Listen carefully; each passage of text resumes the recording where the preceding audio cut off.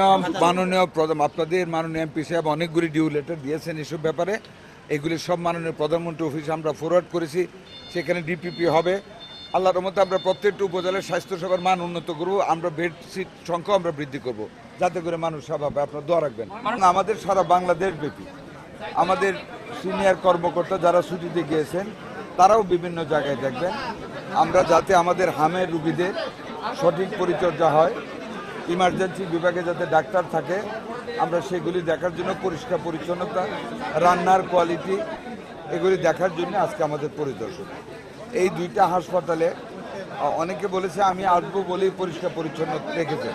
যদি এটাও সত্যি হয় তাও তো অন্তত একটা ভীতি আছে মানুষের, অভ্যাস হবে ভয় পাইতে পাইতে পরিষ্কার পরিচ্ছন্ন রাখা। বাট আমার মনে হয় এখানে যাদেরকে আমি পেয়েছি, ডিসি সাহেব সহ আমার চিনেছেন, এত কষ্টের ভিতরে, এত সীমাবদ্ধতার ভিতরে আওয়ামী লীগ ফ্যাসিস্ট সরকার এবং গত কেয়ারটেকার গভর্নমেন্ট সরকার, আপনারা ইউনিসেফের স্টেটমেন্টগুলি শুনেছেন যে তাদেরকে 7 বার রিমাইন্ডার দেওয়া সত্ত্বেও আওয়ামী লীগ এবং কেয়ারটেকার গভর্নমেন্ট কোনো ভ্যাকসিন নেয় নাই, প্রাইভেট কেনার জন্য, পয়সা খাওয়ার জন্য।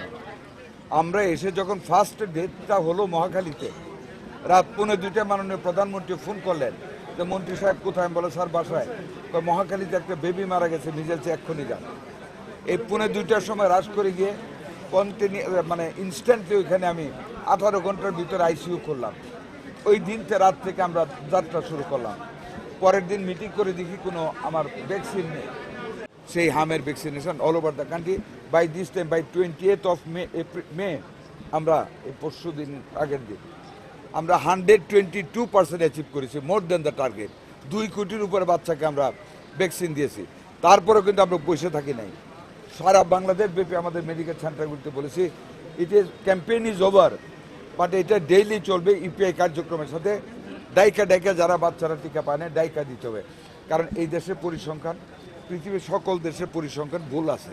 কাজে পরিসংখ্যানের উপর নির্ভর না করে we are looking for the baby.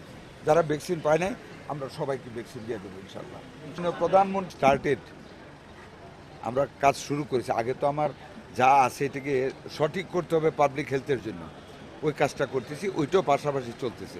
সময় আসলে সব আপনারা দেখবেন। আর আপনাদের যে এমপি মনিরুল চৌধুরী সাহেব অত্যন্ত মানে বিচক্ষণ লোক, সকল কাজে দক্ষ লোক, আর আমার উপর চাপ সৃষ্টি করে, এগুলি সব ঠিক হয়ে যাবে ইনশাল্লাহ। আমাদের first to give extreme support to the ill baby, যাতে আমার একটা মায়ের বুক যাতে খালি না হয়, যাতে বেস্ট অ্যাভেলেবল ট্রিটমেন্টটা ভ্যাকসিনেশন সহ